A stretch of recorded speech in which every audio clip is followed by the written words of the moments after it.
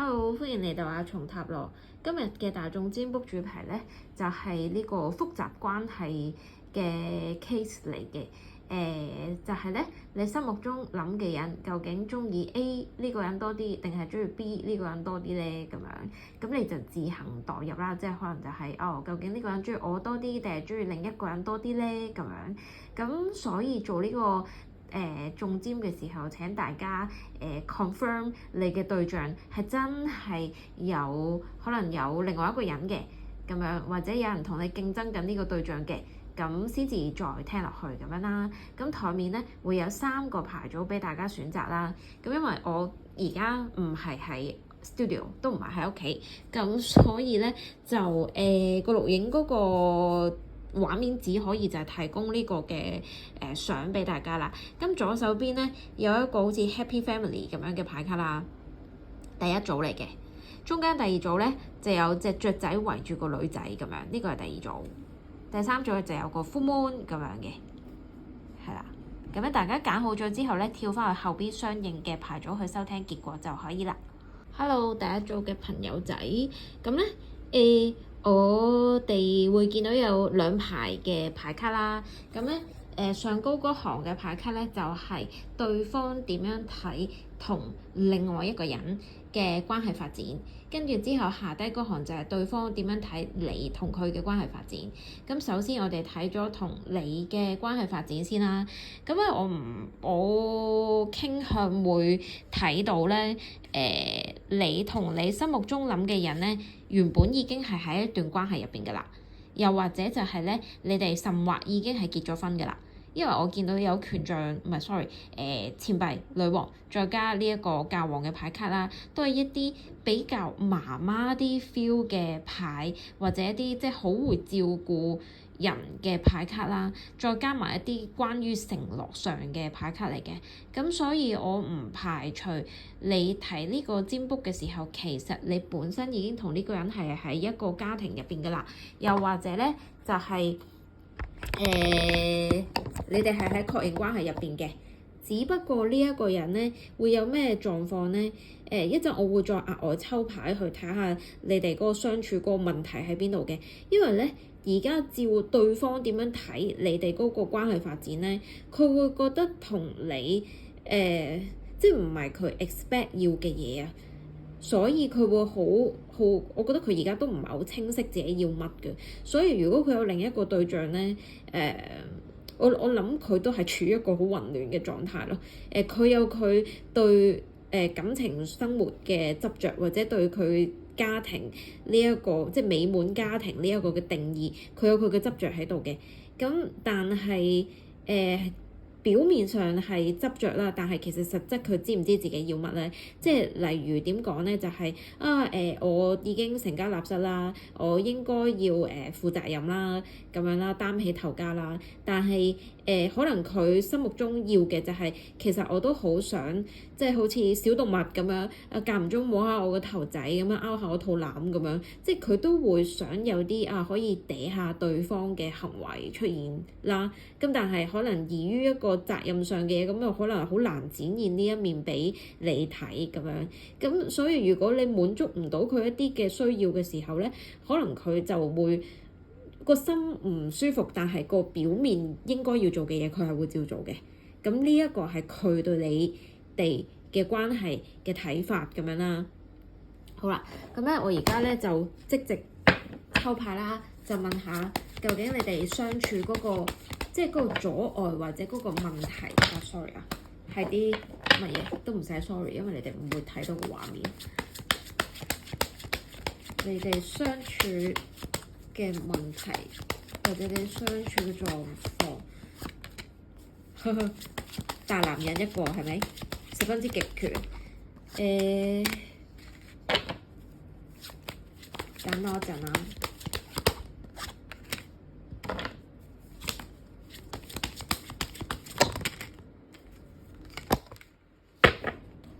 嗱，我講下我抽到咩牌咯喎。咁咧，你哋嗰個關係主要相處嗰個問題咧，就有國王牌啦，跟住之後有錢幣6逆位啦。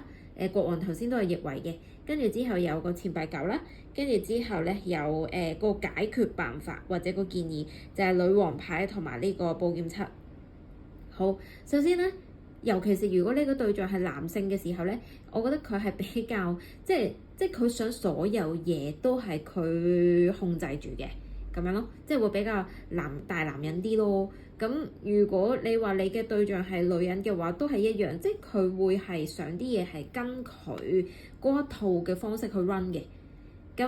然後咧，如果你做嘅行為係唔係佢心入邊嘅，即係佢有把尺啦，你唔係跟佢把尺去度嘢嘅時候咧，佢就會覺得係有問題啦，佢就會覺得係唔公平啦。咁係啊，呢個第一個問題啊。第二個問題咧，我覺得呢個人比較需要私人空間嘅。如果咧，我當如果你哋已經係有一個家庭啦，你事無大小都要好似佢去介入嘅話咧，我諗佢會覺得有啲辛苦嘅。即係佢嗰個嘅期望咧，就係我要我嘅另一半係可以 take care 到個 family 嘅。或者就係我希望我嘅另一半都可以有一定嘅獨立嘅程度，以至到咧就係每次可能你同佢傾談咧，都會係一啲輕鬆啲嘅感覺，甚或就係你可以獨立到間唔時咧放下監，即係俾佢去同啲佢嘅 friend 去chill 下咁樣，或者就係即係大家喺間屋入邊都係各自有私人空間嘅咁樣。咁我覺得你哋個關係就會維持得再好啲咁樣咯。咁個建議牌都係我頭先講嘅嘢，就係第一你要好 take care 到自己，同埋 take care 到你哋嗰段關係啊。所以有啲位咧，你要有走盞位咯，即係你唔可以太死啊。對住呢個人咧，有時係有即係你會比較，你當考驗自己啦，好唔好？你要挑戰自己，就係呢一個人咧，你唔可以好死板，或者就係都係入咗段關係，你就係永遠都係嗰個關係嗰個樣。即係有時候你都要翻去，就係大家啱啱初戀嘅時候，即係點講咧？即係大家初戀嘅時候會比較 sweet 啲，係咪？即係啱啱開始段關係嘅時候又會 sweet 啲。咁你點樣去翻嗰陣時嗰個樣 ？Instead of 就係大家都要好似好重嘅責任咁樣，或者就係好似老夫老妻啦，好冇乜情趣嘅話，咁就唔係好 recommend 嘅。所以我覺得呢一組嘅朋友仔，有時你要識得睇呢個人嘅眉頭眼額咯。即係唔係話俾佢控制，而係其實somehow你喺段關係入邊，你都會想自己又開心，對方又開心噶嘛。咁你要識得去觀察呢一個人，即係譬如你送 text message 俾佢，但係佢唔覆你啊。但係你自己就可能會亂諗就係即係佢唔睬我啊咩性啊咁樣，跟住之後咧就質問佢啦，就係你做咩成日都唔覆我？可能對方真係好忙咁樣。咁你會唔會轉一轉你嗰個溝通嘅內容，即係你嘅對話嘅內容，以至到對方會覺得好似你都會好體貼佢咁樣？因為 Empress 俾我嘅感覺咧係一張好 soft 嘅牌啊，咁樣咯。但係好 soft 唔代表你冇你嘅底線，都冇你嘅意見，唔係，你可以有，但係你會願意用一啲溫柔啲嘅方法去對待對方咁樣咯。咁咧好啦。講完你咧，就講下因為對方都唔知自己想要乜啦，咁佢有呢一個嘅另外一個人嘅狀況咧，都係有咁嘅機率嘅。咁好啊，講下咧上高打橫嗰行喎，就係佢點樣睇同另外嗰個人嘅關係發展啦。首先我唔知佢哋係咪因為工作而認識啦，因為我哋見到有錢幣三呢張牌卡都係同工作合作相關嘅，所以呢個人可能係佢嘅客啦，或者係佢嘅因為工作方面認識嘅機率係有喺度嘅，係啦。咁啊而家我覺得呢個人都係有掙扎嘅，即係可能一直都係界定呢個人係因為工作而認識嘅關係啦。咁然後而家嘅話咧，我又覺得你嘅對象唔係啲會好花 fit 亂去玩關係嘅人嚟嘅，因為而家嘅狀況係隱士牌啦，再遠少少，即係可能未來3個月嘅話咧，會有呢個權杖9，再加呢個權杖5，3張都係逆位嘅。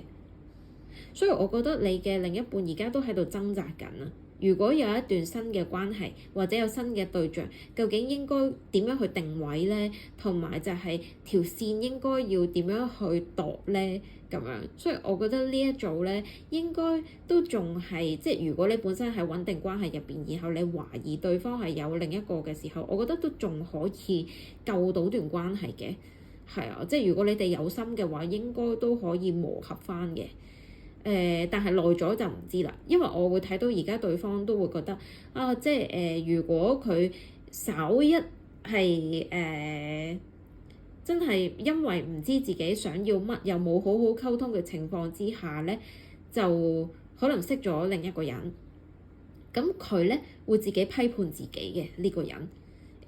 同埋，我覺得喺佢心目中咧，佢都係啲比較傳統啲家庭觀念嘅人嚟嘅，即係或者就係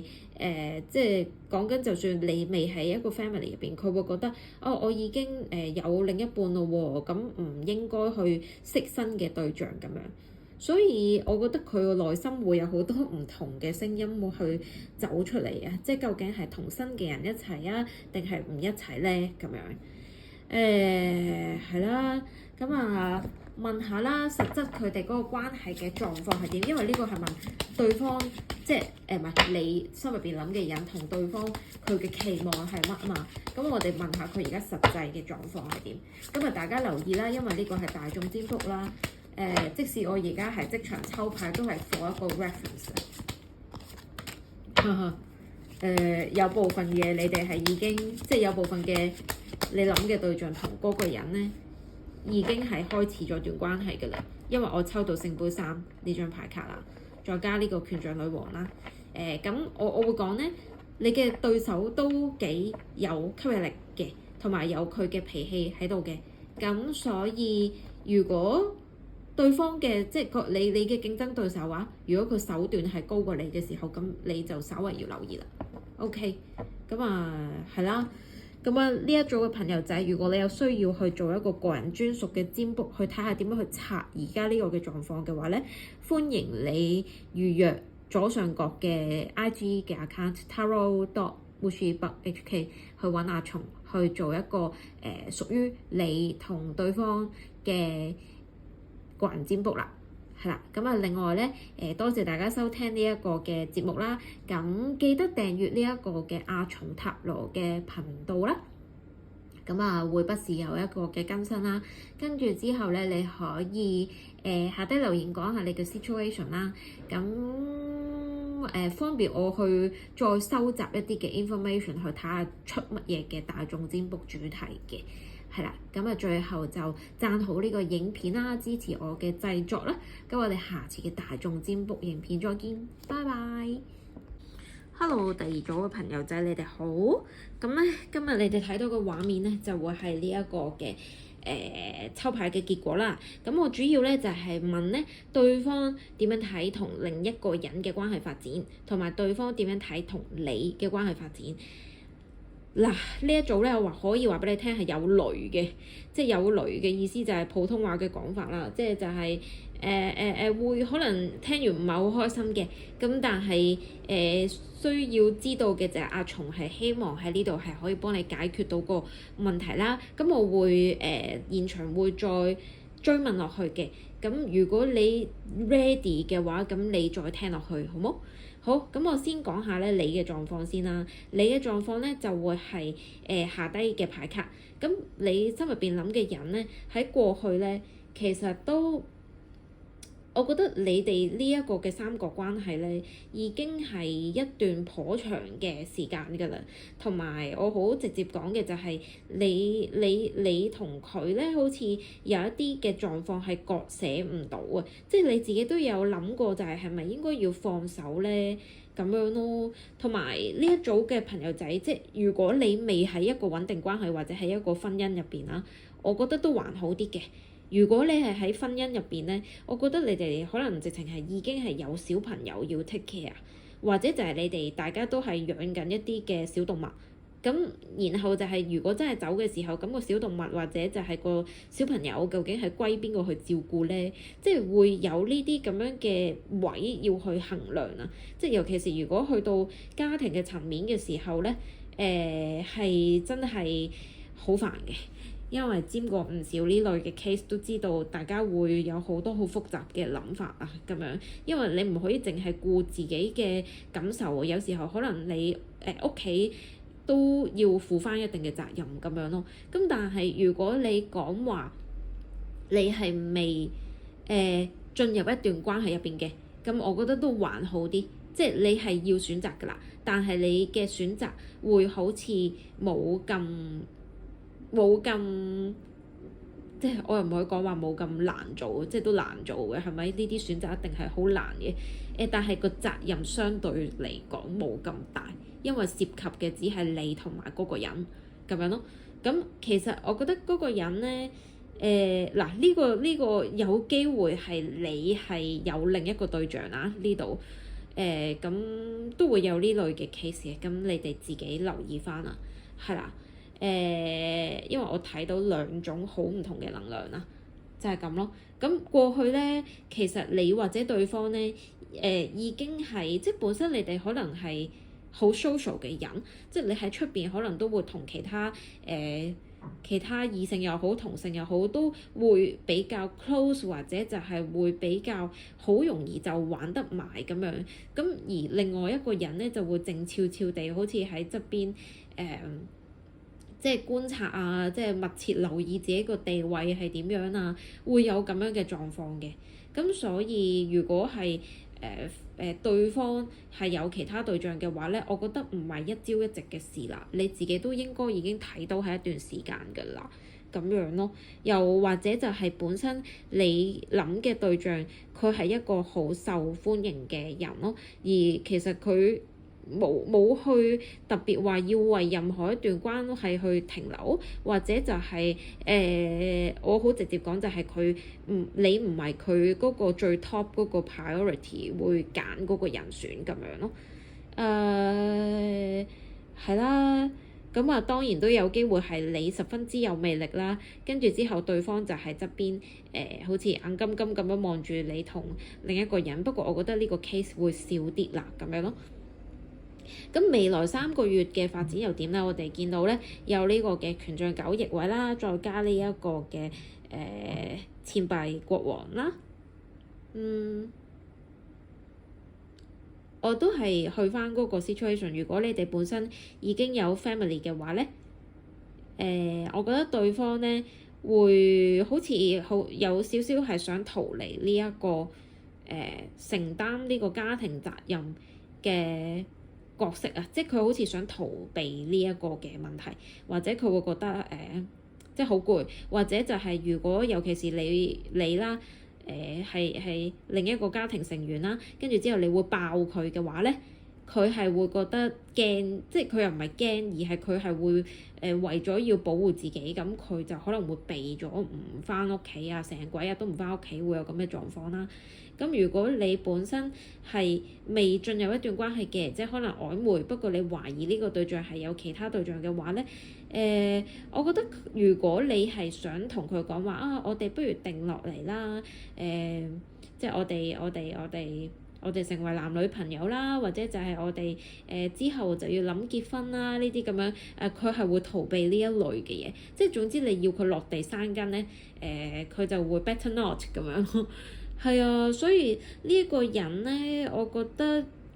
佢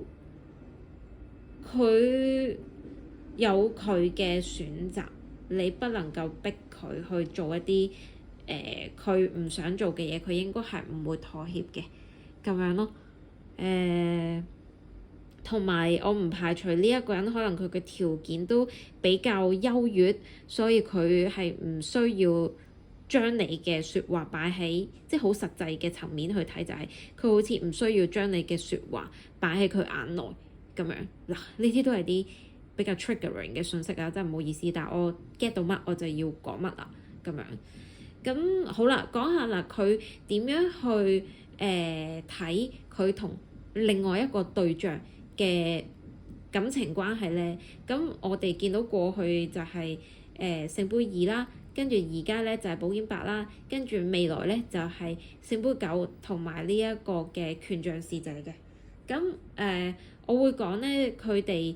喺之前咧已經係即係我覺得你都係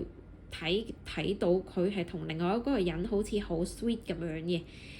咁佢同另外嗰一個人咧，我覺得佢哋嗰個嘅性格啊或者習慣啊各方面都好似唔係好同，但係唔知點解不謀而合咁樣嘅狀況啦。咁而家咧，我覺得佢係兩邊佢都匿埋嘅，或者你嘅對象應該係左右逢源嘅。又有另一個狀況就係，如果你成日都去餓佢啊、煩佢啊，尤其是你哋已經係喺一個穩定關係入邊或者一個家庭嘅話咧，我覺得佢有時會怕咗你煩佢咧，佢就會好似即係會花翻多少少時間喺你身上邊，但係 meanwhile 其實佢係諗緊點樣去解決佢同另外一個人嘅關係狀況咁樣咯。即係所以我覺得佢即係你諗得辦法。即係你覺得嗰樣嘢要繼續維繫，你先至要諗辦法嘅啫。咁所以咧，呢一個人咧，當揾到位入嘅時候，其實佢都會翻去另外一個人身邊啊。因為我哋見到之後發展落去啲係啲好無法無天嘅牌啊，即係好優啊，哇耶！即係終於都逃離咗一個嘅我唔想留喺即係我譬如我用公司嚟去做比喻啦，哇！呢間鬼公司我一早想走㗎啦，咁有機會俾佢跳出嘅話，佢一定會走咯。咁樣咯，咁然後聖杯九都係一張係好精神同埋物質滿足嘅牌嚟㗎，所以我會講佢個心係去咗另外一個人嗰度嘅情況係十分之高，咁所以咧呢一組嘅朋友仔咧，我追問落去我就直接問，究竟就住呢段關係宇宙會有啲乜嘢嘅建議俾你啦？咁我哋抽4張嘅牌卡，等一陣啊！俾呢一組朋友仔嘅建議牌卡，咁因為係問你嘅建議啦，咁所以就會以你為中心去做一個嘅講解啦。4張牌卡唔該。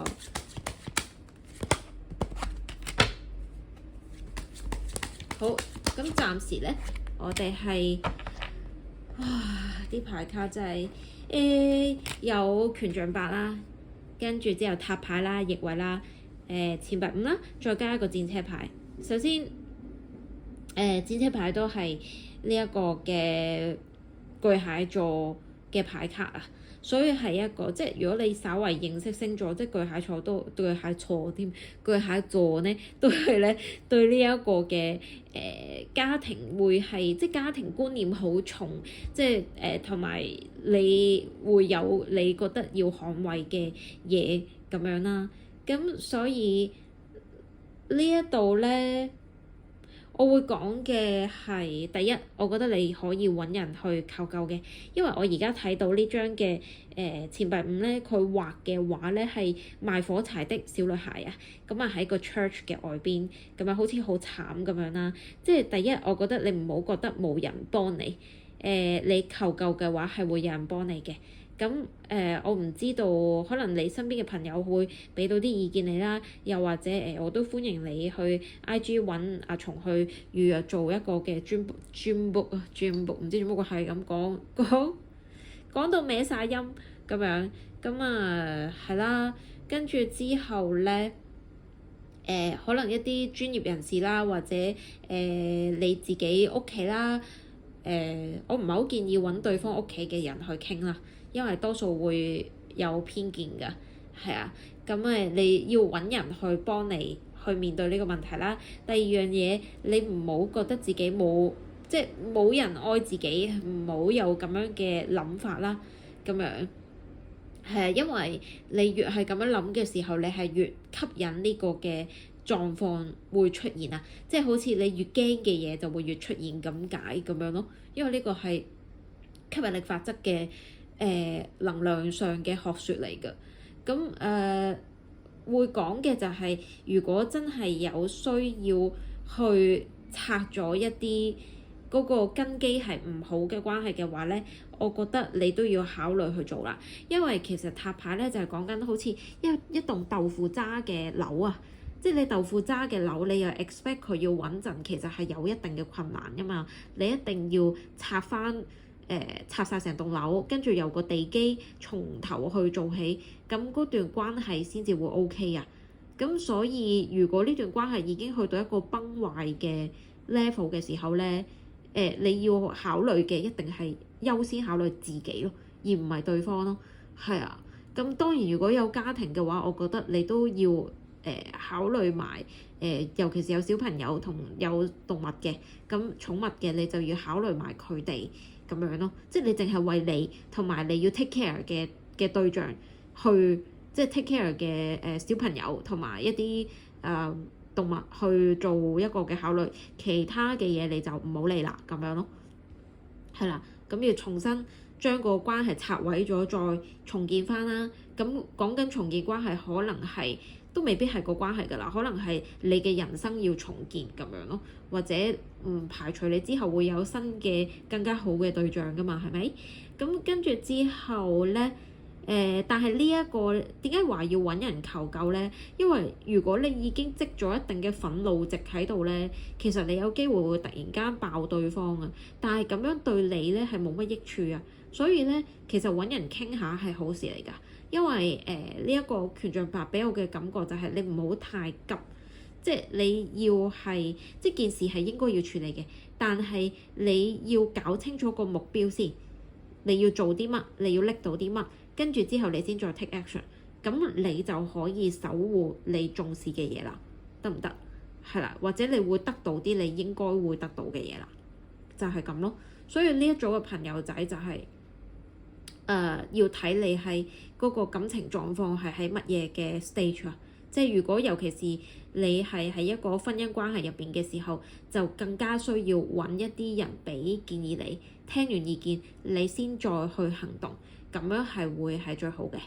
OK，咁呢個就係俾第二組朋友嘅講解啦。希望我呢個信息係有對你係有幫助啦。即係我唔會 care 你問嗰個人㗎啦，因為而家收聽節目嗰個係你，係咪？我都好希望你會好好咁樣去 take care 自己啦。咁有需要嘅話，左上角嘅 IG account 可以預約阿松去做一個個人嘅屬於你嘅專屬嘅占卜咁樣啦。咁歡迎你訂閱呢一個嘅阿松塔羅嘅 YouTube channel 啦，不時會有 update 啦。另外讚好影片去支持我嘅製作。咁可以下低留言講下你嘅 situation 嘅，因為都方便我去收集一啲嘅資料咧，去睇下究竟去設一啲點樣嘅大眾占卜主題俾大家嘅。好，咁我哋下次嘅大眾占卜影片再見啦！祝福第二組嘅朋友，拜拜。Hello，第三組嘅朋友仔，你哋好。咁而家你哋見到嗰個係靜止嘅畫面嚟嘅，因為係啦，喺呢一個占卜嘅結果咁樣啦。咁本身你哋參照嘅牌卡就係月亮牌，但我唔知做乜鬼唔知喎。頭先無啦啦就收埋咗嗰張牌咁樣，即係變咗喺個牌組入邊咯。佢而家咁一陣會在現場即席抽牌啦。咁base on睇下我get 到啲咩信息，去再幫大家追問落去咁樣嘅。好，咁首先咧，你會見到有4張牌卡同5張牌卡咁樣嘅組合啦。咁5張牌卡嗰行咧，就係你問嘅對象點樣睇你哋個關係發展。咁然後咧，另外一邊咧，上高4張牌卡就係佢點樣睇佢同另外一個人嘅關係嘅發展。好啦，咁我講咗，我覺得咧呢一組咧，反而你有機會係新嗰個人，係啦，即係你有機會係對方遲少少認識嘅對象嚟嘅，個能量傾向係咁樣。咁我先講下佢點樣諗同你嘅關係發展啦。咁咧，第一過去嘅狀況咧就有呢個嘅錢幣5逆位啦。而家嘅狀況咧就會係有死神牌同埋因為我順住時間，但係你哋唔知點解跌咗5張牌卡出嚟嘅，咁我照講啦。我覺得聖杯1都係而家嘅能量嚟嘅，跟住之後咧就會係錢幣6同埋呢個聖杯10係屬於未來嘅牌卡啦。咁咧就係逆位嘅。好，過去咧就係我覺得你哋個關係係出咗一啲嘅狀況，又或者就係你哋會覺得好似俾得唔夠愛，對方覺得俾得唔夠愛你，會有咁樣嘅能量喺度啦。咁同埋佢知道你哋嗰段關係應該要揾解決辦法嘅，咁但係又好似未揾到解決辦法，即係呢個係過去嘅狀況。而家咧，對方點樣睇同你嘅關係？咁有死神牌同埋呢個聖杯1。我覺得你哋而家嘅關係係唔差嘅，好老實講。反而佢同另外一個人咧，我就覺得佢會有啲逃避傾向嘅。同你嘅話咧，就係佢好樂意俾愛你啊，或者就係你哋個情感嘅交流咧係會重好多嘅，係啦。同埋我覺得你哋嗰個關係咧醖釀得幾好嘅，係我會咁講啦。咁但係奈何都係會有一啲，即係有一日都係要見，即係要去面對呢一個嘅事實啦，又或者有一啲嘅問題，你哋關係上嘅問題，始終有一日都係應該要處理嘅，但係而家都仍然係未揾到一個嘅解決辦法咁樣啦。咁去到未來咧就點咧？我覺得有兩種狀況嘅，即係如果你覺得對方都同你喺嗰個關係入邊都係可以好互相滿足嘅話咧，咁對方會覺得好似有愧於你咁樣嘅，係啦，即係會覺得就係應該俾更加多嘅資源你啊，俾更加多嘅愛你啊，會有咁樣嘅諗法嘅。咁但係如果去到一個位咧，就係你好似覺得啲問題係 repeat 喎，係對方係好愛我，但係其實我唔係想要呢啲嘢喎，咁會點咧？對方有少少會擔心咧，你可能會將你個心咧，或者你個人咧就會去咗識其他人咁樣，咁佢都只可以係默默地去即係忍受呢件事咁樣啦，咁就會變咗係更加再複雜啲嘅關係咁樣啦。咁所以簡單講就係好似關係上有啲始終都係唔係好對等嘅狀況啦。係啊，即係你哋嗰個付出同埋拎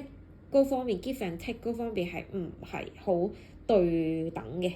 係啦。咁所以可能喺對方就會覺得就係即係你哋嘅關係始終都係好似即係美人魚嘅故事咁樣，即係正常嘅美人魚故事係美人魚變咗做泡泡啊嘛，係咪？跟住之後就消失咗啊嘛。咁所以就係成個故事都好似係一場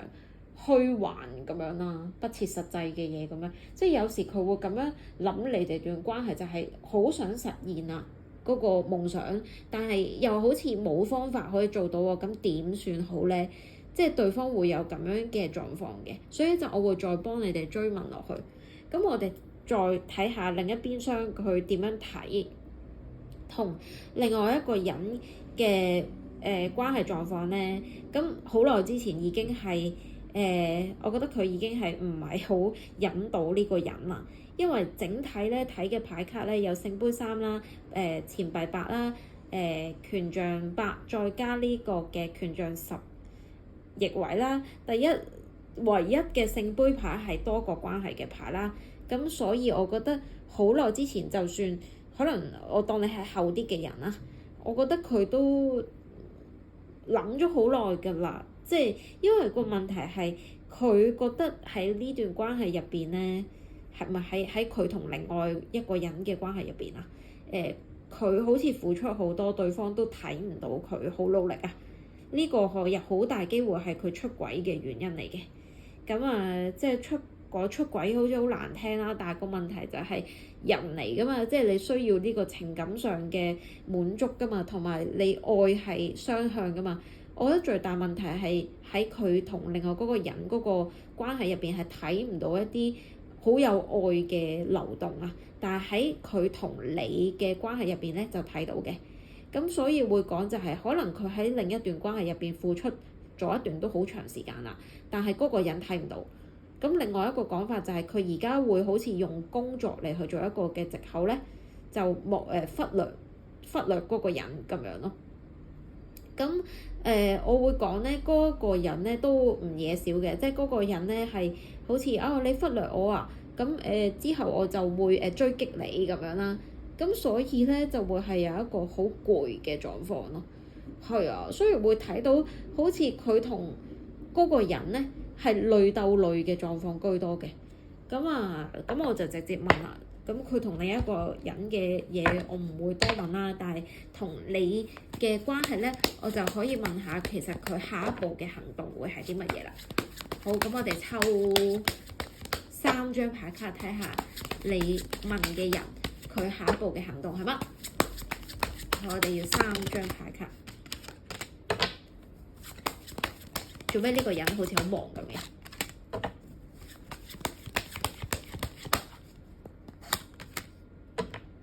哇！你呢個人咧，佢係第一，我抽到呢個節制牌逆位啦，跟住之後錢幣4啦，跟住之後再加命運之輪。我覺得呢個人好順其自然啊。佢唔係好想有改變，佢都唔想，即係我覺得佢手頭上好似有好多嘢要處理啦。佢係偏向一個就係唔想煩，所以如果你係後期加入嘅人咧，我覺得你都會有掙扎嘅，即係你會覺得就係即係如果你心目中你期望嘅係要一段穩定嘅關係、長遠嘅關係，但係對方好似唔嗲唔吊咁樣，淨係一味就係即係應該要關心嘅就關心啦。但係佢就冇硬係唔俾一個承諾你嘅話，可能你會因為呢啲位好猶豫，就係其實係咪仲要繼續呢段關係咧咁樣 ？That's why 你 cut 入嚟再睇咁樣都唔定嘅，因為我覺得呢個人咧係有少少拒絕去面對呢兩段關係嘅狀況嘅，即係佢有少少我唔知可唔可以叫不負責任，定係佢係笑看人生咧？即係佢會覺得就係感情似乎就係開心咪一齊咯咁樣，唔開心嘅好煩嘅咪避開佢咯，即係佢係呢種心態，所以我會睇到嘅就係佢唔會係有一個好明確嘅行動咯。所以我唔知啊，呢一組可能呢個就係未必你係想聽到嘅嘢，咁但係我抽到嘅牌會係咁樣去解讀啦。咁如果你需要一個個人專屬你同對方嘅占卜嘅話咧，歡迎你預約